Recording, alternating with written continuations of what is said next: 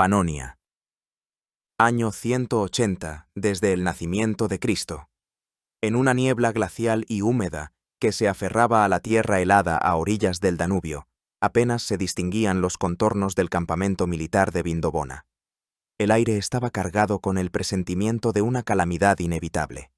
Aquí, en la misma frontera de la civilización, donde las águilas de las legiones romanas habían contenido durante casi 2 décadas el furioso embate de los marcomanos, los cuados y los sármatas, llegaba a su fin toda una época. Ninguno de los centuriones ateridos, que se arrebujaban en sus capas, ni de los senadores llegados de la cálida Roma a esta tierra bárbara, sabía aún que precisamente ese día los hilos del destino se anudarían de tal forma que cambiarían el curso de la historia durante más de un siglo. Solo sentían cómo con cada ráfaga del viento del norte se desvanecía algo grande, algo que parecía eterno. En la modesta tienda del pretorio, iluminada por la trémula llama de las lámparas de aceite, en un catre de campaña, se extinguía un hombre cuyo nombre era sinónimo de sabiduría, deber y autocontrol estoico. Marco Aurelio Antonino. El último de los llamados 5 emperadores buenos, un filósofo en el trono, cuyas notas personales, sus meditaciones, se convertirían en un testamento no solo para la posteridad, sino para toda la filosofía antigua. Su rostro demacrado, surcado de arrugas no tanto por la edad como por el peso del poder y la guerra interminable, estaba sereno. Miraba a su hijo, de pie a los pies de su lecho, y en su mirada se leía todo el peso del mundo. Este hijo era Lucio Helio Aurelio Cómodo, de 19 años. Alto, bien parecido, con rizos dorados y ojos del color del cielo de verano, parecía la encarnación viva de Apolo, descendido de los frescos de las villas pompeyanas. En él no había el desapego de su padre, ni esa profunda tristeza del sabio que ha conocido la vanidad de todo lo existente. En él hervía una vida joven e indómita, una sed de placeres, de gloria y de reconocimiento. Era el primer emperador en casi un siglo nacido en la púrpura, es decir, hijo de un monarca reinante, y no un sucesor adoptado. Y en este hecho, que debía ser una garantía de estabilidad, se ocultaba la mayor de las amenazas. El viejo emperador moría, y con él moría la era de los Antoninos, la edad de oro del Imperio Romano. El aire en la tienda estaba viciado por el olor a hierbas medicinales y a muerte inminente. Fuera, las legiones esperaban la palabra de su nuevo señor. Senadores, generales, amigos y enemigos, todas las miradas estaban puestas en el joven, en cuyas manos estaba a punto de caer el destino de decenas de millones de personas desde Britania hasta Mesopotamia. La historia contenía el aliento. Se preparaba para dar el giro más brusco, más impredecible y más sangriento desde la caída de la República. Comenzaba la era de Cómodo, una era que se convertiría en el prólogo de la mayor crisis en la historia de Roma, una era de locura, vanidad y sangre, una era en la que el emperador se convertiría en gladiador y la ciudad eterna en su arena personal. Y el primer paso hacia este abismo debía darse aquí, en la nevada orilla del Danubio, junto al lecho de muerte del filósofo en el trono. Antes de que el caos devore el imperio y el nombre de Cómodo se convierta en sinónimo de tiranía, es necesario volver a los orígenes, al día en que su llegada al mundo fue recibida con júbilo universal. El 31 de agosto del año 161 de nuestra era, en la ciudad de Lanuvium, cerca de Roma, la emperatriz Annia Galeria Faustina la Menor, esposa de Marco Aurelio, dio a luz a gemelos. Fue un acontecimiento de excepcional importancia. Por primera vez en toda la historia de Roma, un emperador reinante tenía un hijo, un heredero, lo que prometía el fin de la era de los emperadores adoptivos, que había garantizado la estabilidad durante la mayor parte del siglo II. A los niños los llamaron Tito Aurelio Fulvo Antonino y Lucio Aurelio Cómodo. Roma se regocijó. Los poetas compusieron odas, los astrólogos predijeron una nueva edad de oro, y el Senado decretó la acuñación de monedas con la imagen de los felices padres y la inscripción fecundidad de la Augusta. Sin embargo, el destino, desde el principio, tejió sus intrigas. El hermano gemelo de Cómodo, Antonino, murió a la edad de solo 4 años, dejando a Lucio como único heredero del vasto imperio. Este hecho, posiblemente, se convirtió en el primer ladrillo en los cimientos de su futuro egocentrismo. Desde su más tierna infancia, estuvo rodeado de una atmósfera de excepcionalidad. No era simplemente un aristócrata, era el futuro dios en la tierra. No solo lo amaban, lo adoraban. Cada uno de sus pasos, cada palabra, se percibía como un presagio. Preceptores, esclavos, cortesanos, todos se esforzaban por complacer al pequeño César, por anticipar cada uno de sus deseos. Marco Aurelio, un hombre de los más altos principios morales, comprendía perfectamente el peligro de tal situación. Puso a su hijo bajo la tutela de los mejores maestros y filósofos de la época, con la esperanza de cultivar en él la moderación estoica, el sentido del deber y el amor por la sabiduría. Entre sus preceptores se encontraban Onesícrito, Antistio Capela y el más famoso de ellos, Publio Elvio Pertinax, el futuro y efímero emperador. Le enseñaron retórica, lengua griega, derecho y filosofía. Sin embargo, las semillas del conocimiento caían en tierra pedregosa. Al joven Cómodo le fascinaban mucho más los relatos de combates de gladiadores que los tratados de Epicteto. No le interesaban las sutilezas de la administración de las provincias, sino el arte de manejar la espada y el arco. Poseía una fuerza física y una destreza descomunales, y estas cualidades las desarrollaba con una tenacidad fanática, despreciando los estudios intelectuales. El historiador Dion Casio, contemporáneo de aquellos acontecimientos, aunque extremadamente hostil a Cómodo, escribe que el niño desde la infancia mostró crueldad y obstinación. En una anécdota, posiblemente una invención posterior, pero que refleja bien los rumores de la época, se cuenta cómo Cómodo, a los 11 años, ordenó arrojar a un horno a un bañero por haberle preparado el agua demasiado caliente. Solo la astucia del administrador, que arrojó al fuego una piel de oveja para crear olor a carne quemada, salvó al desdichado. Sea esto cierto o no, tales historias formaron la imagen del heredero a los ojos de la sociedad romana. Un papel especial en su formación lo desempeñó su madre, Faustina la menor. Hija del emperador Antonino Pío, era una mujer autoritaria, ambiciosa y, según los rumores, de costumbres muy libres. Alrededor de su nombre flotaba toda una estela de chismes. Se decía que engañaba a su marido filósofo con marineros, gladiadores y actores. El rumor más escandaloso, que perseguiría a Cómodo toda su vida, afirmaba que su verdadero padre no era Marco Aurelio, sino un gladiador con el que Faustina había tenido una apasionada aventura. Los chismosos romanos incluso encontraban en esto una explicación a la fuerza sobrehumana y la pasión de Cómodo por la arena. El propio Marco Aurelio, fiel a sus principios estoicos, nunca dio pie a dudar de la fidelidad de su esposa y siempre defendió su honor. Pero donde hay humo, hay fuego, y esta sombra de ilegitimidad, posiblemente, presionó inconscientemente a Cómodo, obligándolo toda su vida a demostrar su derecho al poder no con sabiduría, sino con fuerza bruta. Faustina, por su parte, adoraba sin límites a su hijo, consintiendo todos sus caprichos y protegiéndolo de la severidad de su padre. Fue ella, según muchos historiadores, quien cultivó en él el sentimiento de que todo le estaba permitido, que más tarde se convertiría en una monstruosa megalomanía. Mientras Marco Aurelio libraba agotadoras guerras en el Danubio, Cómodo crecía en Roma, en una atmósfera de lujo y adulación. Era hermoso como un dios y fuerte como un atleta. Era un excelente arquero, lanzador de jabalina, auriga y espadachín. Pero su alma permanecía vacía. La filosofía de su padre era para él solo un conjunto de reglas aburridas, y el gobierno del imperio, una carga tediosa. Su mundo eran el circo, el anfiteatro y los salones de banquetes.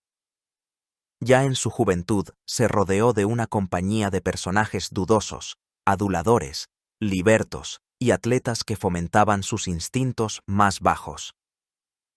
En el año 175, cuando Cómodo tenía solo 14 años, el imperio fue sacudido por la rebelión de Avidio Casio, un talentoso general, gobernador de Siria.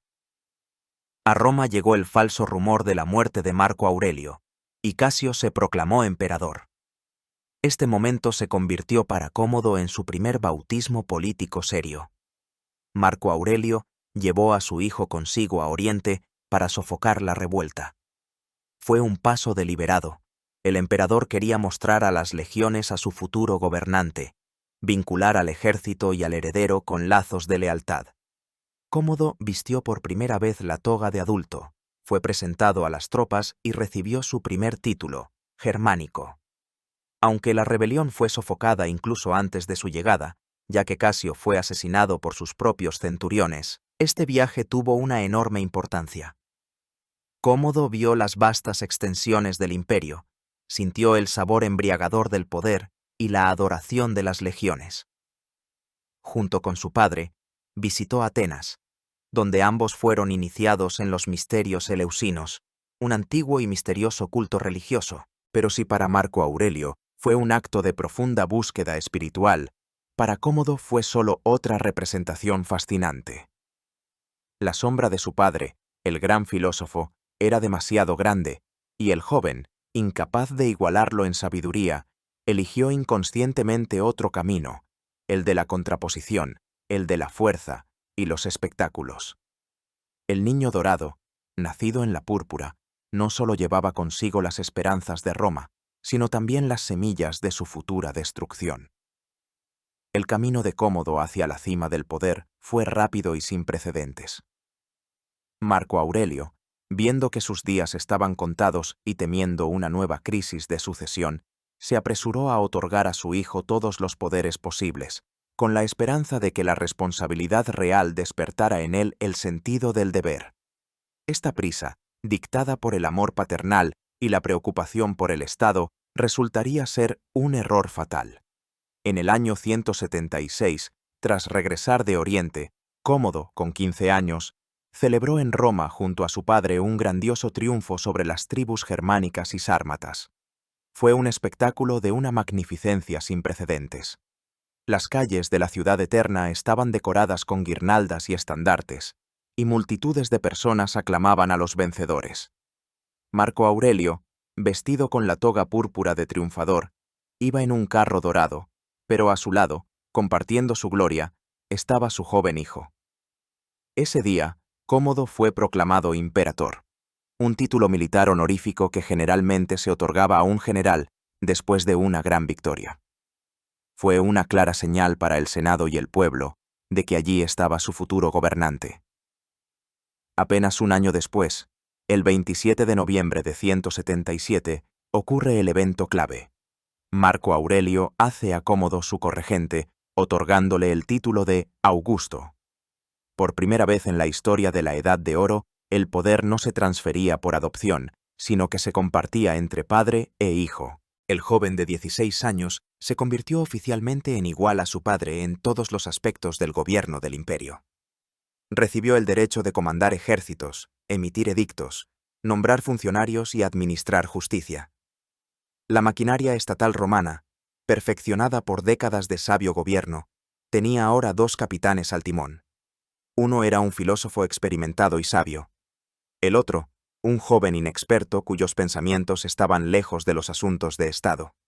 Marco Aurelio intentó involucrar a su hijo en el gobierno. Lo llevaba a las sesiones del Senado, le presentaba los informes de los gobernadores, le explicaba las sutilezas de la política financiera y la diplomacia. Cómodo asistía, asentía, fingía escuchar, pero su mente vagaba por otros lugares. Como escribe Herodiano, no era malvado por naturaleza, sino esclavo de sus compañeros y deseos. Lo rodeaba una camarilla de jóvenes aristócratas y favoritos que avivaban su vanidad y su afición por los placeres. Le susurraban que su viejo padre era demasiado estricto, que la vida estaba hecha para disfrutarla y no para aburridos papeles y guerras interminables en las frías fronteras. En el año 178, Marco Aurelio, tratando de fortalecer la dinastía y de dirigir la energía de su hijo hacia un cauce más constructivo, organizó su matrimonio. La novia fue Brutia Crispina, hija del influyente senador Gayo Brutio Presente. Fue una unión típicamente política. Crispina era hermosa, culta y de noble cuna. La boda fue suntuosa, pero el matrimonio estuvo condenado desde el principio. Cómodo, acostumbrado a un constante cambio de amantes de ambos sexos, no sentía nada por su esposa. Ella era para él solo una parte del protocolo imperial, una hermosa estatua que debía exhibir de vez en cuando en público. Crispina, a su vez, era una mujer infeliz y solitaria, encerrada en una jaula de oro. Su trágico destino se convertiría en uno de los primeros actos del sangriento drama del reinado de Cómodo. Poco después de la boda, Marco Aurelio parte de nuevo hacia el Danubio. La guerra con los marcomanos se había reanudado con nueva fuerza y el emperador, a pesar de su débil salud, dirigió personalmente el ejército, y de nuevo se lleva consigo a Cómodo. Fue el último y desesperado intento de un padre por hacer de su hijo un soldado y un estadista. Durante 2 años, desde el 178 hasta el 180, Cómodo pasó en los campamentos militares de Panonia. Vio la dura vida de los legionarios, participó en los consejos de guerra, pero su papel fue más bien nominal. Mientras su padre desarrollaba la estrategia y compartía con los soldados todas las penalidades de la vida de campaña, Cómodo organizaba banquetes, cazaba y practicaba el lanzamiento de jabalina, asombrando a los soldados con su fuerza y puntería. Ganó cierta popularidad en el ejército, pero no como general, sino como un carismático joven atleta, un buen tipo. Los legionarios, cansados de la guerra interminable, veían en él la esperanza de una paz pronta y el regreso a casa. Fue aquí, en la frontera del Danubio, donde se formalizó definitivamente la ruptura entre padre e hijo. Marco Aurelio planeaba llevar la guerra hasta la completa aniquilación de los bárbaros y la creación de 2 nuevas provincias, Marcomania y Sarmatia, para asegurar la frontera para siempre. Era el plan de un gran estadista, que pensaba en siglos venideros. Cómodo, en cambio, ansiaba una sola cosa: volver a Roma, al lujo, a los juegos y a una vida despreocupada. La guerra le resultaba aburrida y sin sentido. En marzo del año 180, Marco Aurelio muere en Vindobona, presumiblemente de peste. Antes de morir, según la versión oficial, presentó a Cómodo a sus generales y amigos, pidiéndoles que se convirtieran en consejeros y mentores del joven emperador. Suplicó a su hijo que terminara la guerra, que llevara a término la obra de su vida. Le pidió que no demostrara que prefería una vida cómoda en Roma a la seguridad de todo el imperio. Tales fueron sus últimas palabras, según los historiadores. Cómodo escuchó a su padre. Quizás en ese momento incluso sintió un dolor sincero, pero tan pronto como el último aliento del filósofo en el trono se extinguió, todas sus promesas fueron olvidadas. El joven de 19 años se convirtió en el gobernante único de la potencia más poderosa del mundo. Y su primera decisión fue hacer todo lo contrario a la voluntad de su padre. El peso del poder resultó para él no un deber sagrado, sino una carga insoportable de la que trató de deshacerse lo antes posible, para finalmente oír el rugido de la multitud en la arena, que era para él más dulce que cualquier himno triunfal. Apenas el cuerpo de Marco Aurelio fue entregado a las llamas y sus cenizas colocadas en una urna para ser enviadas a Roma, Cómodo se encontró en una encrucijada. Por un lado, la última voluntad de su padre, el deber para con el imperio y los consejos de generales experimentados, como su yerno Claudio Pompeyano, que insistían en continuar la guerra hasta la victoria final. Por otro, su propio y ardiente deseo de regresar a la capital, a los placeres y al poder sin responsabilidad. La elección para él fue obvia. Cómodo entabló inmediatamente negociaciones con los marcomanos y los cuados. Las condiciones de paz que propuso eran la antítesis de los planes de su padre.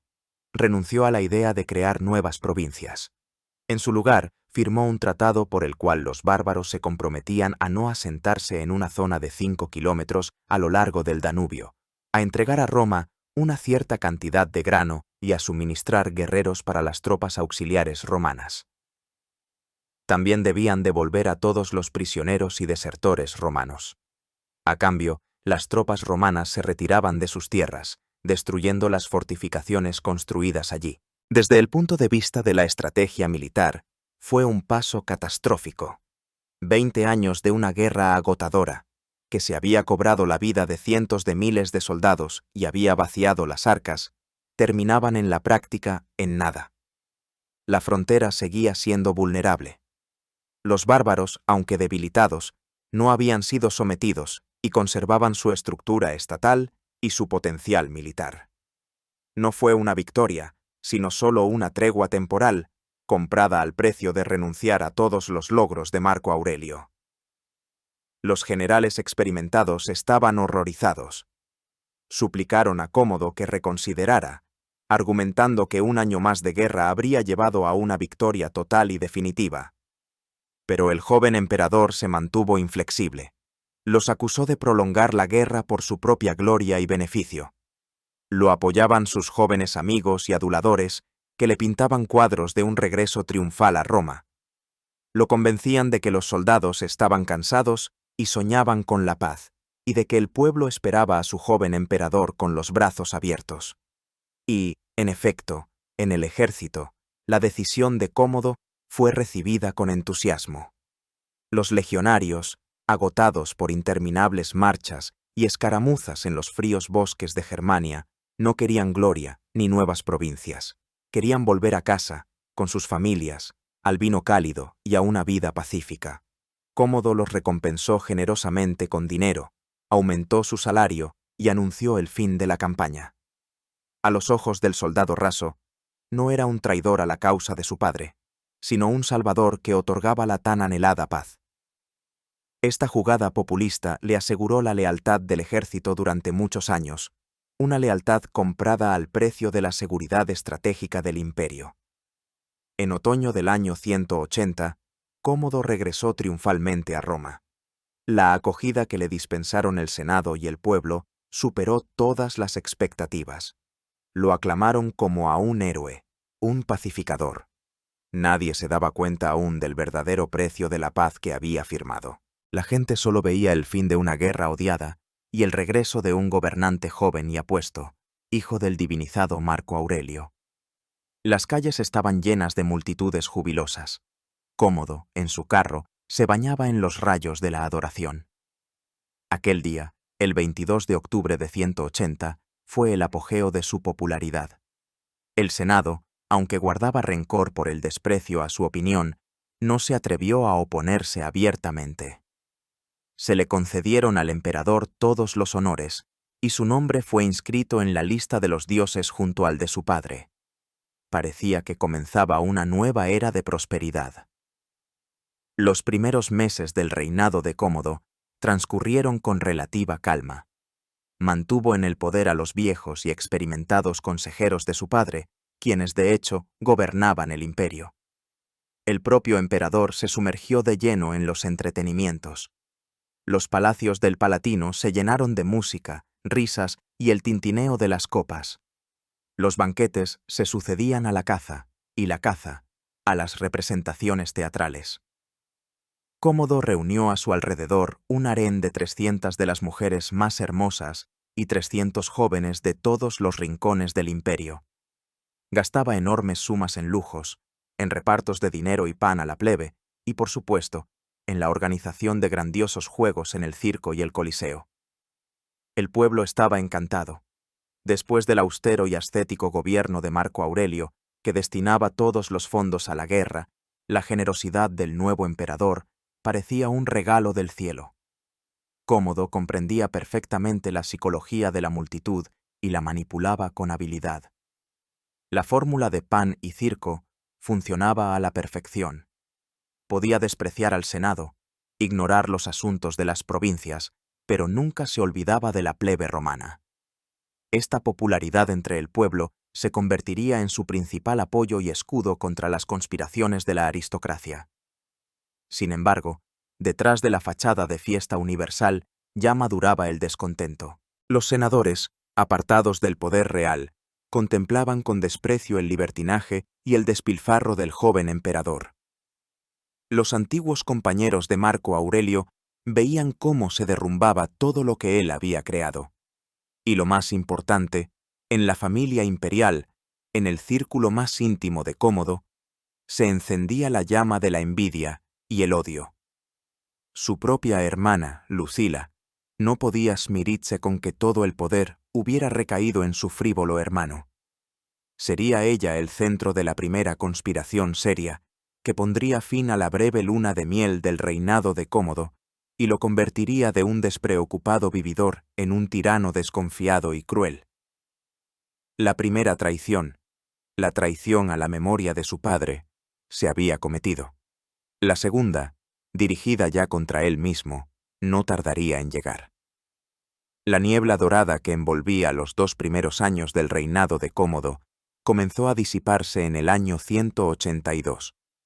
Bajo la máscara de un bienestar universal y fiestas incesantes, maduraba una tragedia digna de la pluma de los dramaturgos griegos. El golpe llegó de donde menos se esperaba, del corazón mismo de la familia imperial. En el centro de la conspiración se encontraba una figura compleja, autoritaria y trágica. Ania Lucila, la hermana mayor de Cómodo. Lucila no era una matrona romana común. Era hija, esposa y hermana de emperadores. En su juventud fue casada con el corregente de Marco Aurelio, Lucio Vero. Ostentaba el título de Augusta y estaba acostumbrada a la más alta posición y a los mayores honores. Tras la muerte de Lucio Vero, su padre, para preservar su estatus e influencia, la casó con su viejo amigo y uno de sus mejores generales, Tiberio Claudio Pompeyano. Fue un matrimonio desigual. Pompeyano era un hombre de origen modesto, mucho mayor que ella, un soldado austero y tosco. Lucila lo despreciaba. Ansiaba el poder, el brillo y la adoración, y en su lugar obtuvo a un anciano que prefería el campamento militar a las intrigas palaciegas. Con la ascensión de Cómodo, su situación se volvió insoportable. Todo el poder, todos los honores, pertenecían ahora a su joven hermano y a la esposa de éste, Crispina, a quien Lucila odiaba con un odio feroz. Cada vez que Crispina entraba en el teatro o el anfiteatro antes que ella, ocupando el mejor lugar, la ira hervía en el alma de Lucila. Ella, la ex emperatriz, había sido relegada a un segundo plano. El sentimiento de orgullo herido, mezclado con un sincero desprecio por el estilo de vida de Cómodo, a quien consideraba un heredero indigno de su gran padre, la empujó a un paso desesperado. Reunió a su alrededor a un grupo de senadores descontentos. Pero el alma de la conspiración fueron 2 personas estrechamente vinculadas a ella. El primero era su primo hermano y, según algunos rumores, también su amante, Marco Hummidio Quadrato Aniano. Un aristócrata rico, influyente y ambicioso, también estaba descontento con su posición bajo el nuevo régimen. El segundo y principal ejecutor debía ser el hijastro de Pompeyano de su primer matrimonio, también llamado Claudio Pompeyano. Un joven, desatendido y ávido de gloria. El plan era audaz y simple. Decidieron atacar a Cómodo cuando entrara en el teatro a través de un corredor oscuro y estrecho. Era el lugar perfecto para una emboscada, donde la Guardia Imperial no podría protegerlo. El joven Pompeyano se ofreció como ejecutor.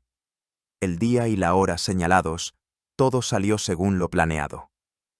Cómodo, sin sospechar nada, se dirigía a su palco. En la penumbra del pasillo, Pompeyano salió de las sombras. En su mano brilló una daga. Pero en ese momento decisivo, la vanidad lo perdió. En lugar de asestar el golpe en silencio, levantó el arma y exclamó patéticamente: «¡Esto te lo envía el Senado!». Esta frase teatral le costó la vida y arruinó todo el plan. El retraso de un segundo dio tiempo a los guardaespaldas del emperador a reaccionar. Agarraron al atacante antes de que pudiera asestar el golpe. Cómodo no sufrió daño físico, pero a su alma se le infligió una herida mortal. Las consecuencias de la conspiración fueron terribles y lo cambiaron todo. Hasta ese momento, Cómodo había sido, en esencia, un gobernante perezoso y disoluto, pero no cruel.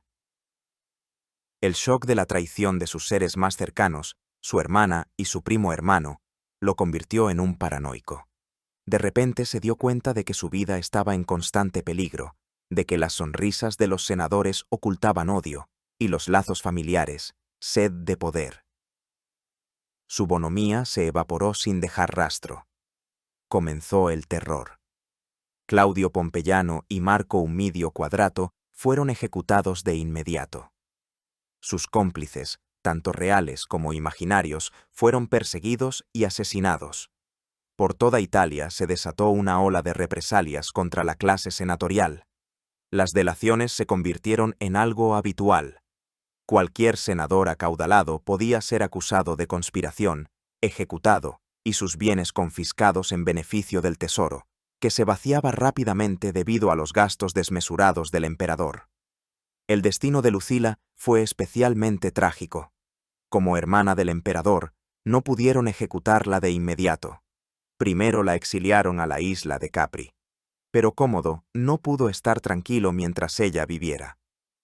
Poco tiempo después, envió a un centurión que cumplió la sentencia de muerte. Su suerte la compartió también la emperatriz Crispina. Aunque no estuvo implicada en la conspiración, Cómodo, sospechando de su infidelidad, y más probablemente, simplemente cansado de ella, la acusó de traición y también la envió al exilio, donde poco después fue asesinada. La frase lanzada por el asesino, de que era un mensaje del Senado, tuvo consecuencias fatales para toda la clase senatorial. Cómodo estaba convencido de que detrás de Lucila estaba todo el Senado. Odió a la aristocracia con un odio feroz y la apartó por completo del gobierno del Estado. Todo el poder real pasó ahora a manos de sus favoritos y, lo que es más importante, de los prefectos de la Guardia Pretoriana. El imperio entraba en una nueva y sombría fase. El joven emperador, que había sobrevivido a un atentado, se encerró en su palacio, rodeándose de un muro de guardaespaldas y espías. Ya no confiaba en nadie. Sus únicos amigos se convirtieron en aquellos que consentían sus vicios y avivaban su desconfianza. A los banquetes despreocupados le sucedieron orgías impregnadas de miedo, y a las competiciones deportivas, las sangrientas represalias. El golpe de la daga no alcanzó el cuerpo de Cómodo, pero hirió su mente, liberando a los demonios que a partir de entonces gobernarían el Imperio Romano. Tras la represión de la conspiración de Lucila, Cómodo se apartó definitivamente de los asuntos de Estado. Se sumergió por completo en un mundo de placeres personales y libertinaje, delegando por completo las riendas del gobierno del vasto imperio en sus validos. Así comenzó la era de los todopoderosos prefectos del pretorio, quienes, aprovechando la confianza ilimitada y la apatía del emperador, se convirtieron en los verdaderos dueños de Roma, saqueando el tesoro y eliminando a sus adversarios. Esta era se divide en dos períodos claros, asociados a los nombres de dos prefectos, Tigidio Perenne y Marco Aurelio Cleandro. El primero en llegar al poder fue Sexto Tigidio Perenne. Había sido nombrado prefecto del pretorio junto con su colega Tarutenio Paterno ya en tiempos de Marco Aurelio, y participó en la represión de la conspiración de Lucila. Poco después, acusando a Paterno de estar implicado en la misma conspiración, logró su ejecución y se convirtió en el único comandante de la Guardia Pretoriana y, en esencia, en el segundo hombre del Estado. Perenne era un hombre de la clase ecuestre, enérgico y autoritario. Al principio, gobernó con bastante eficacia, manteniendo la disciplina en el ejército y velando por el orden, pero el poder ilimitado lo corrompió rápidamente. Concentró en sus manos una influencia colosal. Todos los nombramientos para los más altos cargos en el ejército y las provincias pasaban solo por él. Colocó en puestos clave a sus hombres, creando su propia estructura de poder. Sentía un odio especial por los senadores, y Cómodo, que odiaba al Senado, le dio carta blanca. Perenne desató un verdadero terror contra la aristocracia. Por acusaciones fabricadas de traición, los senadores eran ejecutados por decenas, y sus enormes fortunas eran confiscadas. Una parte iba al tesoro imperial, que Cómodo vaciaba, y una parte considerable se quedaba en los bolsillos del propio Perenne. Se convirtió en uno de los hombres más ricos de Roma. Pero su codicia y crueldad no conocían límites. Comenzó a inmiscuirse en el mando de las legiones en las provincias, destituyendo a generales meritorios de rango senatorial y nombrando en su lugar a sus protegidos de la clase ecuestre. Esto causó un enorme descontento en los ejércitos provinciales, especialmente en Britania, donde las legiones se indignaron por tal arbitrariedad. La caída de Perenne fue rápida y ejemplar. En el año 185, durante unas festividades en Roma, una delegación de 1500 legionarios de Britania se presentó directamente ante Cómodo. Acusaron a Perenne de preparar una conspiración para derrocar al emperador y poner en el trono a su hijo. Las legiones británicas supuestamente habían encontrado monedas con la imagen del hijo de Perenne. Cómodo, cuya paranoia había alcanzado su apogeo para entonces, no se molestó en investigar. Cualquier insinuación de conspiración era suficiente. Entregó a Perenne a la furia de los soldados. El prefecto, su esposa, su hermana y sus hijos fueron despedazados por una multitud enfurecida de pretorianos, que estaban encantados de deshacerse de su comandante, demasiado estricto y autoritario. A Perenne lo sucedió un hombre de un talante completamente diferente, cuyo ascenso y caída se convirtieron en una de las páginas más sucias de la historia de Roma. Fue Marco Aurelio Cleandro, un liberto originario de Frigia. Comenzó su carrera como esclavo, llevado al palacio imperial. Gracias a su astucia, su servilismo y su habilidad para satisfacer los deseos más bajos de Cómodo, hizo carrera rápidamente. Primero se convirtió en el chambelán imperial, y luego, tras la caída de Perenne, Cómodo le transfirió todo el poder, nombrándolo prefecto del pretorio junto con otros dos, a quienes Cleandro pronto eliminó. Si Perenne fue un administrador cruel pero, al fin y al cabo, un administrador, Cleandro fue un corrupto puro. Organizó una venta total de todo lo que se podía vender. Cargos públicos, escaños en el Senado, puestos de gobernador de provincia, decisiones judiciales, indultos, todo tenía su precio. En un solo año logró nombrar a 25 cónsules, una cantidad inaudita, devaluando por completo este cargo, antaño el más alto del Estado. El dinero fluía a raudales a sus bolsillos y al tesoro de Cómodo, quien lo gastaba en sus locas empresas. Cleandro, como su predecesor, odiaba a los senadores y continuó la política de terror. Pero su principal apoyo no eran los pretorianos, sino su propia camarilla de libertos como él, a quienes había colocado en todos los puestos lucrativos. Se casó con una de las numerosas amantes de Cómodo, Demetria, y se sentía el dueño absoluto de la situación. Su caída fue aún más terrible que la de Perenne. En el año 190, en Roma se desató una terrible hambruna. Cleandro, que especulaba con el grano y fue uno de los culpables de la crisis, se convirtió en objeto de odio universal. Durante unas carreras en el Circo Máximo, la multitud comenzó a corear maldiciones en su contra. Una procesión de hambrientos, instigada por los enemigos de Cleandro, se dirigió desde el circo a una villa suburbana donde Cómodo se entretenía con su harén. Cleandro envió contra la multitud desarmada a la caballería pretoriana. Los soldados comenzaron a masacrar a la gente con sus espadas. Pero intervino la guardia urbana bajo el mando del prefecto de la ciudad, Publio Helvio Pertinax, el mismo que había sido maestro de Cómodo y futuro emperador. Pertinax odiaba a Cleandro y se puso del lado del pueblo. En las calles de Roma se desató una verdadera batalla entre los pretorianos y la guardia urbana, apoyados por ciudadanos armados. Cómodo, refugiado en su villa, no sabía nada de lo que estaba pasando. Lograron llegar hasta él su concubina favorita, Marcia, quien más tarde desempeñaría un papel clave en su asesinato, y su hermana Fadila. Aterrorizadas, le contaron el motín y lo convencieron de que si no sacrificaba a Cleandro, la multitud los despedazaría a todos. Cómodo, cobarde por naturaleza, ordenó inmediatamente la detención de su todopoderoso favorito. La cabeza de Cleandro fue empalada en una lanza y paseada por las calles de Roma ante el júbilo de la multitud. Su hijo y sus colaboradores más cercanos también fueron despedazados. La era de los válidos había terminado. Cómodo, asustado por los acontecimientos, recuperó la cordura por un tiempo, pero fue solo un breve destello de razón antes de la inmersión final en la locura.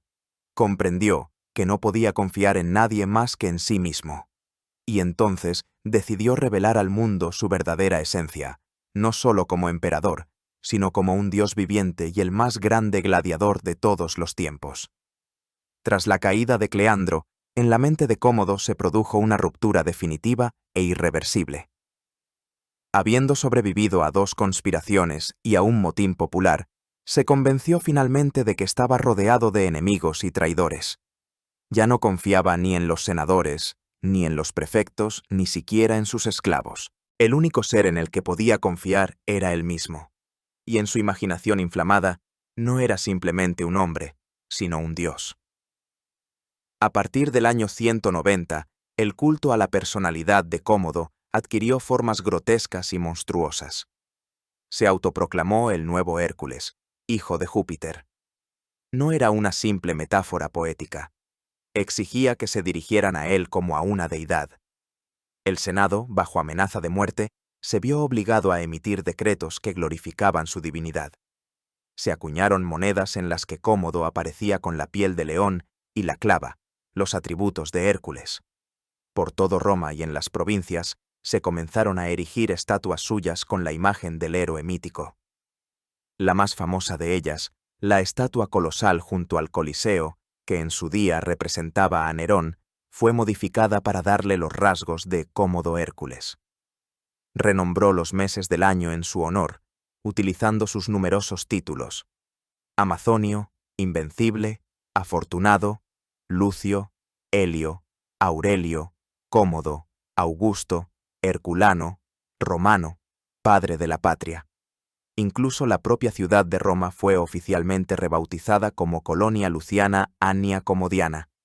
Las legiones pasaron a llamarse Comodianas, y el Senado, el afortunado Senado Comodiano. El mundo debía girar en torno a su nombre.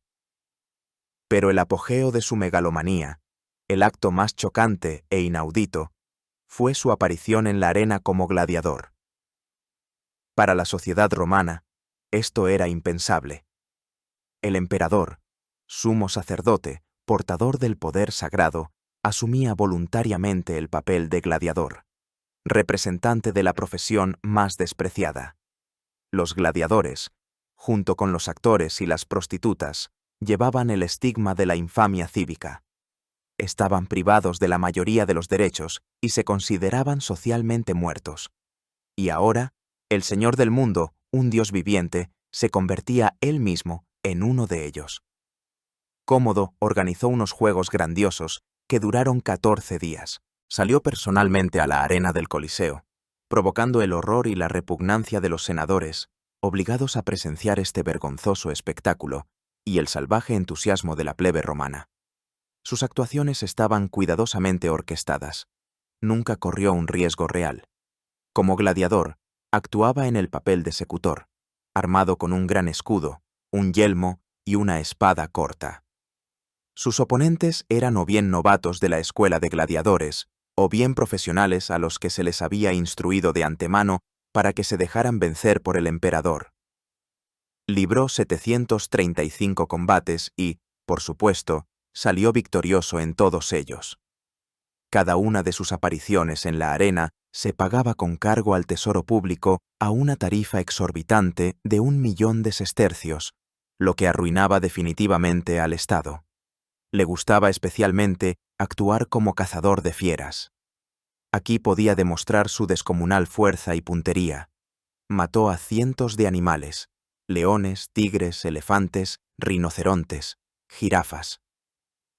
Dion Casio, testigo ocular de estos acontecimientos, describe con repugnancia cómo Cómodo, desde una plataforma segura, disparaba flechas a avestruces que seguían corriendo por la arena incluso con las cabezas cortadas, o cómo mataba a lisiados y deformes atados a postes, representando el combate de Hércules con los gigantes. Para los senadores, era una humillación insoportable. No solo debían estar presentes, sino también aplaudir, coreando: «Tú eres el Señor, tú eres el primero, tú eres el más afortunado de todos, tú eres el vencedor, y vencerás, y desde siempre, tú, el amazonio, vencerás». Dion cuenta una historia espeluznante de cómo una vez Cómodo, tras matar a un avestruz, le cortó la cabeza y, sosteniéndola en una mano y su espada ensangrentada en la otra, pasó en silencio ante las filas de los senadores, asintiendo con la cabeza y dando a entender que podía hacer lo mismo con cualquiera de ellos. Los senadores, para no reírse de lo absurdo y no delatar su terror, masticaban las hojas de laurel de sus coronas. ¿Por qué lo hacía? Los psicólogos modernos podrían diagnosticarle todo un ramillete de trastornos, desde el narcisismo hasta un grave complejo de inferioridad. Incapaz de igualar a su padre filósofo en sabiduría y virtud, intentaba superar a todos en lo único que se le daba bien: la fuerza física. La arena era para él el lugar donde podía obtener una confirmación instantánea e indiscutible de su superioridad. El rugido de la multitud de miles de personas era para él más dulce que cualquier elogio del Senado. Despreciaba a la aristocracia con su refinamiento e intrigas y se identificaba con el pueblo, con la plebe, que adoraba los espectáculos crueles y la fuerza bruta. Al salir a la arena, borraba la frontera entre gobernante y súbditos, convirtiéndose en su ídolo, su campeón. Fue una perversión total de todos los valores romanos. El orden, la ley, la dignidad, el servicio al Estado, todo en lo que se basaba el imperio, fue pisoteado por un emperador que prefirió la armadura de gladiador a la toga y la espada al cetro. Roma se convirtió en un circo gigantesco, y su gobernante en el principal payaso y verdugo. El fin de esta farsa sangrienta estaba cerca, y no debía llegar en la arena bañada por el sol, sino en los oscuros y sofocantes aposentos del Palacio Imperial. Mientras Cómodo se entregaba a la locura en Roma, renombrando los meses y luchando en la arena, el vasto imperio romano, extendido por 3 continentes, continuaba viviendo su propia vida. Funcionaba por inercia, gracias a la bien engrasada maquinaria administrativa creada por sus predecesores. Los gobernadores de las provincias, nombrados aún por Marco Aurelio o por los validos, seguían recaudando impuestos, administrando justicia y comandando las legiones. Las rutas comerciales, protegidas por la paz romana, todavía conectaban Britania con Egipto y Hispania con Siria. Pero bajo esta estabilidad superficial ya comenzaban los procesos de descomposición, que se harían evidentes inmediatamente después de la muerte de Cómodo. Su reinado no fue la causa, sino más bien el catalizador de la futura crisis. En las fronteras, la situación seguía siendo tensa. La paz apresurada firmada por Cómodo, con los marcomanos y los cuados, resultó ser frágil. Las tribus violaban constantemente el tratado, realizando incursiones en las provincias danubianas. Las legiones tenían que librar una guerra de baja intensidad constante, que las agotaba y requería recursos. Pero no se llegó a una invasión a gran escala como la que hubo en tiempos de Marco Aurelio, ya que los bárbaros estaban demasiado debilitados por la guerra anterior. Los acontecimientos militares más serios en esta época tuvieron lugar en Britania. Alrededor del año 184, las tribus de los caledonios, que vivían al norte del muro de Adriano, rompieron las fortificaciones romanas e invadieron el territorio de la provincia. Infligieron una grave derrota a una legión romana bajo el mando de un legado desconocido, que murió en combate. La situación era tan crítica que Cómodo tuvo que enviar a Britania a uno de sus mejores generales, Ulpio Marcelo. Este actuó con decisión y crueldad, rechazó a los bárbaros más allá del muro y restauró el orden. Por esta victoria, Cómodo, sin haber salido de Roma, adoptó el título de británico. Sin embargo, fue precisamente en las legiones británicas donde maduró el mayor descontento.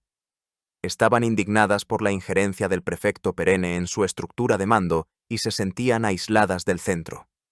Fueron ellas las primeras en intentar proclamar a su propio emperador, el legado Prisco, pero éste se negó. Fue una señal de alarma que presagiaba la futura era de los emperadores soldados. En otras partes del imperio también había agitación.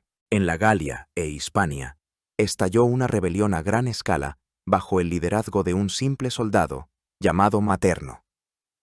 Reunió un ejército de desertores, esclavos y campesinos, y durante varios años saqueó ciudades y villas. Finalmente, Materno concibió un plan audaz: infiltrarse en secreto en Roma con sus hombres durante una festividad y asesinar a Cómodo para tomar el poder. Pero fue traicionado, capturado y ejecutado. Esta rebelión demostró la profunda crisis social que se gestaba en las provincias occidentales. Pero la principal consecuencia del reinado de Cómodo fue el colapso económico. Sus gastos demenciales en juegos, repartos de dinero, construcción de estatuas y el pago de sus propias actuaciones como gladiador vaciaron por completo el tesoro, que ya estaba agotado por la larga guerra marcomana. Para encontrar dinero, Cómodo y sus validos recurrieron a dos métodos principales. El primero, el terror, y las confiscaciones. Como ya se ha dicho, decenas y cientos de los más ricos senadores y caballeros fueron ejecutados por acusaciones inventadas, y sus bienes pasaron al Estado. Fue una forma rápida pero ruinosa de reponer el presupuesto. Destruyó a la élite de la sociedad, socavó los cimientos de la propiedad privada y creó una atmósfera de terror generalizado que paralizó cualquier actividad económica. El segundo método, aún más destructivo, fue la devaluación de la moneda. Cómodo redujo drásticamente el contenido de plata en el denario, reemplazándolo con metales baratos como el cobre. Si bajo Marco Aurelio el denario contenía alrededor del 75 u 80% de plata, al final del reinado de Cómodo esta cifra cayó al 60 o 65%. Fue, en esencia, un impuesto oculto. El Estado pagaba a los soldados y funcionarios con monedas devaluadas que tenían el mismo valor nominal, pero su valor real era mucho menor. A corto plazo, esto permitía ahorrar, pero a largo plazo, puso en marcha la espiral de la inflación. Los precios de los bienes en todo el imperio comenzaron a subir. La gente perdió la confianza en el dinero, prefiriendo el trueque. Esto socavó el comercio y destruyó todo el sistema financiero. Las consecuencias de esta política las sentiría Roma durante todo el siglo III. Así, mientras el emperador jugaba a ser Hércules, los cimientos del imperio eran carcomidos por la corrosión. El ejército en las fronteras perdía disciplina y se inmiscuía cada vez más en la política. Las provincias sufrían rebeliones y bandidaje. Y la economía se hundía en el caos de la inflación y las confiscaciones. El imperio todavía se movía por inercia, pero su mecanismo ya estaba roto. Solo faltaba un empujón para que se desmoronara por completo. Y ese empujón se daría en la última noche del año 192. Hacia finales del año 192, el reinado de Cómodo alcanzó un punto más allá del cual solo se extendía la locura total. Había perdido por completo el contacto con la realidad. Su último y más monstruoso plan era presentarse en el Senado el primer día del nuevo año, el 193, no con la toga imperial, sino con el atuendo completo de un gladiador, y ser proclamado cónsul. Más aún, planeaba mudarse del Palacio Imperial en el Palatino a los cuarteles de los gladiadores para vivir entre aquellos a quienes consideraba sus verdaderos camaradas. Esta idea colmó la paciencia incluso de su círculo más íntimo. Ya no se trataba de senadores aristócratas, sino de personas que le debían todo: su concubina favorita Marcia, el administrador de la corte, el liberto electo y el nuevo prefecto del pretorio, Quinto Emilio Leto. Comprendían que tal deshonra sería la gota que colmaría el vaso. El Senado, el ejército, el pueblo, nadie toleraría semejante humillación. Y entonces la ira de la multitud se desataría no solo contra el emperador loco, sino también contra ellos, sus más cercanos cómplices. Además, descubrieron que Cómodo había redactado otra lista de proscripción en la que incluía sus nombres. Planeaba llevar a cabo otra purga, y ellos eran las siguientes víctimas. La elección era simple: matar o morir. La conspiración maduró instantáneamente. La principal impulsora fue Marcia. Cristiana de confesión, lo que es una asombrosa paradoja histórica, había tenido durante mucho tiempo una enorme influencia sobre Cómodo, pero ahora su vida estaba amenazada. Fue ella quien se encargó de la parte más peligrosa del plan. En la noche del 31 de diciembre de 192, Cómodo regresó a sus aposentos después de otro entrenamiento en la escuela de gladiadores. Estaba excitado y lleno de planes para el día siguiente. Marcia, como de costumbre, le ofreció una copa de vino para saciar su sed. Pero esta vez, en el vino se había mezclado un veneno de acción rápida. Cómodo bebió el vino y pronto se sintió mal. Le sobrevino una náusea y un fuerte mareo. Pensó que era una simple embriaguez después del esfuerzo físico, y se retiró a sus aposentos para descansar. Los conspiradores esperaban con el corazón en un puño. Sin embargo, el organismo de Cómodo, fortalecido por el entrenamiento constante, resultó ser demasiado fuerte. Comenzó a vomitar, y la mayor parte del veneno salió de su cuerpo antes de que pudiera hacer efecto. En el bando de los conspiradores cundió el pánico. Si Cómodo sobrevivía, les esperaba una ejecución terrible y atroz. No había tiempo para pensar. Había que actuar de inmediato, mientras el emperador estaba débil y solo. Entonces Electo y Leto se decidieron por una medida extrema. Llamaron al compañero de entrenamiento personal de Cómodo, un atleta llamado Narciso. Era un luchador joven e increíblemente fuerte con el que el emperador solía practicar. Le prometieron una enorme recompensa y la libertad si terminaba el trabajo. Narciso aceptó. Entró en el dormitorio del emperador con el pretexto de darle un masaje. Cómodo, debilitado por el efecto del veneno, yacía en su bañera o en la cama. Las fuentes difieren en los detalles. No esperaba un ataque de su fiel compañero de entrenamiento.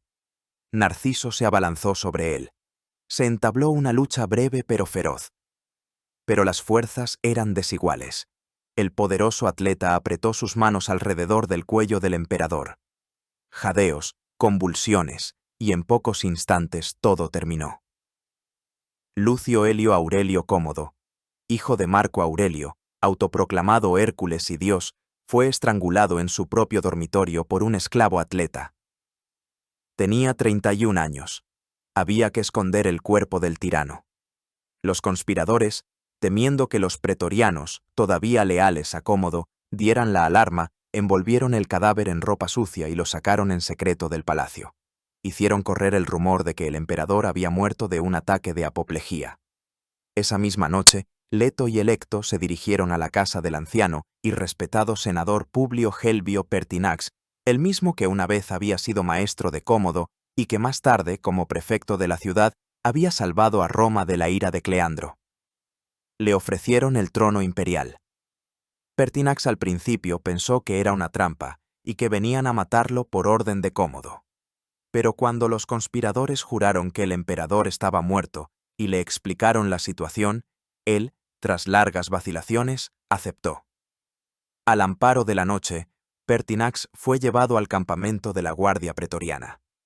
Leto anunció a los soldados la repentina muerte de Cómodo y les presentó al nuevo emperador, prometiéndoles una generosa recompensa. Los pretorianos, aunque a regañadientes, reconocieron a Pertinax. A la mañana siguiente, el 1 de enero de 193, se convocó al Senado a una sesión de emergencia. Cuando los senadores se enteraron de la muerte del tirano, su alegría no tuvo límites. Inmediatamente proclamaron a Pertinax emperador y desataron sobre el difunto Cómodo todo su odio acumulado. Su nombre fue maldecido. Se declaró la damnatio memoriae. El Senado decretó la destrucción de todas sus estatuas, el borrado de su nombre de todas las inscripciones, la anulación de todos sus edictos y cambios de nombre. Quisieron arrastrar el cuerpo de Cómodo con un gancho por las calles de Roma y arrojarlo al Tíber, como se hacía con los cuerpos de los peores enemigos del Estado. Pero el nuevo emperador Pertinax, mostrando prudencia y temiendo la ira de la multitud, que todavía amaba a Cómodo por su generosidad y sus espectáculos, no lo permitió. El cuerpo del tirano fue enterrado en secreto en el mausoleo de Adriano. La era de los Antoninos, la edad de oro de Roma, terminó de forma tan ignominiosa, en el dormitorio imperial, en el agarre sofocante de un asesino a sueldo. Pero la muerte del tirano no trajo a Roma paz y estabilidad. Al contrario, abrió la caja de Pandora. El asesinato de Cómodo no fue la cura para un imperio enfermo. Resultó ser solo un síntoma de una crisis profundísima que estalló de inmediato. La muerte del último representante de la dinastía antonina creó un vacío de poder en el que, como en un vórtice, se precipitaron todas las contradicciones acumuladas. El año 193 pasó a la historia de Roma como el año de los 5 emperadores, un tiempo de sangrienta guerra civil que fue una consecuencia directa del reinado de Cómodo y el prólogo de la aún más terrible crisis del siglo III. La primera víctima de este caos fue el propio sucesor de Cómodo, el virtuoso Pertinax. Era la antítesis de su predecesor. Anciano, austero, ahorrativo, intentó de inmediato poner orden. Puso fin al terror, devolvió del exilio a los condenados inocentemente, subastó los lujos de Cómodo, sus harenes, carros, sedas, para reponer el tesoro. Intentó restaurar la autoridad del Senado y recortar los gastos desmesurados. Pero sus reformas chocaron con una feroz resistencia. La Guardia Pretoriana, corrompida por Cómodo, acostumbrada a la permisividad y a generosas dádivas, estaba descontenta con el nuevo emperador, que les exigía disciplina y no se apresuraba a pagar el donativo prometido. La plebe urbana, privada de espectáculos y repartos, también murmuraba. 87 días después de llegar al poder, el 28 de marzo de 193, los pretorianos amotinados irrumpieron en el palacio y asesinaron brutalmente al anciano emperador. Después de esto, ocurrió un suceso que se convirtió en la quinta esencia de la decadencia moral a la que había llegado el imperio. Los pretorianos que habían asesinado a Pertinax subastaron el trono imperial. Justo a las puertas de su campamento organizaron una puja, ofreciendo el poder a quien más pagara. Aparecieron 2 compradores, el suegro del asesinado Pertinax, el prefecto de la ciudad Tito Flavio Sulpiciano, y uno de los senadores más ricos de la época, Marco Didio Juliano. En el transcurso de una vergonzosa puja, ganó Didio Juliano, que prometió a cada guardia la fabulosa suma de 25.000 sestercios.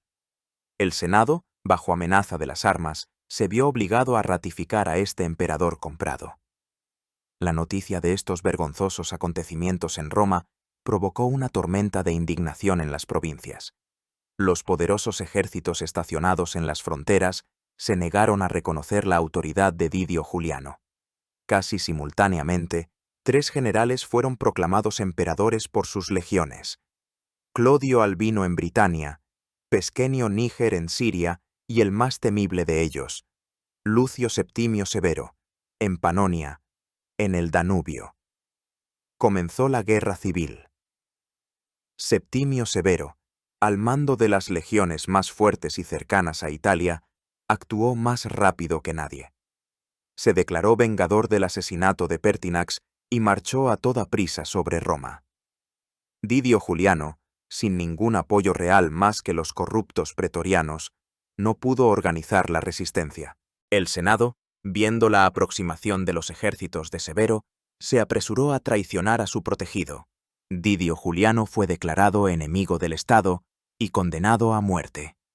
El 1 de junio de 193, después de solo 66 días de reinado, fue asesinado en su palacio por un soldado enviado por el Senado. Sus últimas palabras, según la tradición, fueron: «¿Pero qué mal he hecho?». Septimio Severo entró en Roma sin luchar. Disolvió la guardia pretoriana que había organizado la subasta y reclutó una nueva con sus leales legionarios panonios. Pero la guerra no terminó ahí. Aún tenía que acabar con sus otros dos competidores.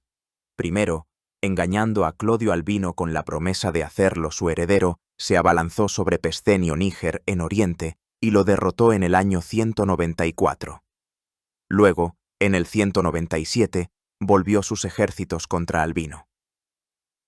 En la sangrienta batalla de Lugdunum, la actual Lyon, en la Galia, el ejército de Albino fue derrotado y él mismo se suicidó. Hacia el año 197, Septimio Severo se convirtió en el único gobernante del Imperio Romano. La guerra civil había terminado, pero tuvo consecuencias de largo alcance. Destruyó definitivamente el antiguo orden basado en la autoridad del Senado. Severo llegó al poder exclusivamente gracias a la fuerza de las legiones. Estableció una dictadura militar abierta, apoyándose no en el Senado, sino en el ejército, al que recompensaba generosamente.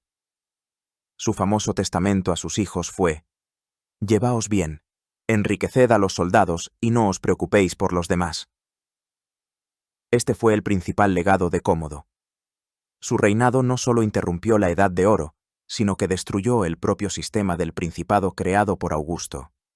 Demostró que el poder del emperador podía basarse no en la sabiduría y la virtud, sino en la fuerza bruta y el coqueteo con el ejército y la plebe. Destruyó el sistema financiero con la devaluación de la moneda. Humilló al Senado y lo convirtió en una marioneta dócil. Con su ejemplo, legitimó la violencia y la arbitrariedad como instrumentos de la política estatal. La guerra civil que siguió a su muerte solo completó este proceso. A la dinastía de filósofos y aristócratas de los Antoninos le sucedió la dinastía de soldados de los Severos. Al Principado, donde el emperador era solo el primero entre iguales, le sucedió el Dominado, donde el emperador era señor y dios, apoyado en las bayonetas de las legiones. La era de Cómodo y la guerra posterior se convirtieron en la línea divisoria que separa el Imperio Romano clásico del de la Antigüedad tardía, y en el prólogo que condujo directamente a la anarquía y la desintegración del siglo III. Entonces, ¿quién fue Cómodo? ¿Simplemente un tirano loco que por casualidad se encontró en el trono del imperio más grande del mundo? ¿O su figura fue algo más, un síntoma siniestro, un reflejo de una enfermedad profunda que afectaba a la sociedad romana? Los historiadores a lo largo de los siglos han dado diferentes respuestas a esta pregunta. Para sus contemporáneos de la clase senatorial, como Dion Casio, fue el mal absoluto, un monstruo, el niño dorado que se convirtió en uno de hierro y óxido. Veían en él la causa de todos los males, el destructor de la Edad de Oro. Sus valoraciones están llenas de odio y desprecio, y fue esta imagen la que se consolidó durante mucho tiempo en la historia. Edward Gibbon, el gran historiador del siglo XVIII, en su obra Historia de la decadencia y caída del Imperio Romano, vio en el reinado de Cómodo el punto de inflexión, el principio del fin. Para él, Cómodo fue producto de la degeneración, un heredero mimado que con su comportamiento destruyó la armonía y el orden establecidos por los 5 buenos emperadores. Los historiadores modernos miran esta figura de forma más compleja. Reconocen sus vicios y su locura, pero también intentan entenderlo en el contexto de su época. Cómodo no surgió de la nada. Fue producto de un poder absoluto, no limitado por ningún factor de contención real. Fue el primer emperador en 100 años en recibir el poder por derecho de nacimiento, y no por méritos personales. El sistema de adopción de los mejores, que también funcionó en el siglo II, falló. Marco Aurelio, el gran filósofo, resultó ser un padre ciego que prefirió el principio dinástico al bien del Estado. Además, en el comportamiento demente de Cómodo se puede ver no solo una patología personal, sino también una respuesta peculiar, aunque pervertida, a los desafíos de la época. Su populismo, su coqueteo con el ejército y la plebe, su odio al Senado, Todo ello reflejaba la creciente brecha entre la vieja élite aristocrática y las nuevas fuerzas en las que cada vez más se apoyaba el imperio, el ejército, reclutado entre los provinciales, y la población urbana. Su autodeificación, su transformación en Hércules, fue la tendencia a la sacralización del poder del emperador, llevada al absurdo, que había comenzado mucho antes de él y alcanzaría su apogeo en la época del dominado. No fue tanto el creador de una nueva era como su grotesco precursor. Fue un espejo deformado en el que se reflejaron todos los vicios y contradicciones ocultos de la Edad de Oro. El legado de Cómodo resultó ser más duradero que sus estatuas, que fueron destruidas, y su nombre, que fue maldecido. Su reinado demostró cuán frágil era el sistema estatal romano y cuánto dependía de la personalidad de un solo hombre. Demostró claramente que el ejército, y no el Senado, era la verdadera fuente de poder. Puso en marcha procesos económicos ruinosos que minarían el imperio desde dentro. Pero quizás la lección principal de su historia se encuentre en otro plano. Es la eterna parábola de cómo el poder absoluto corrompe absolutamente.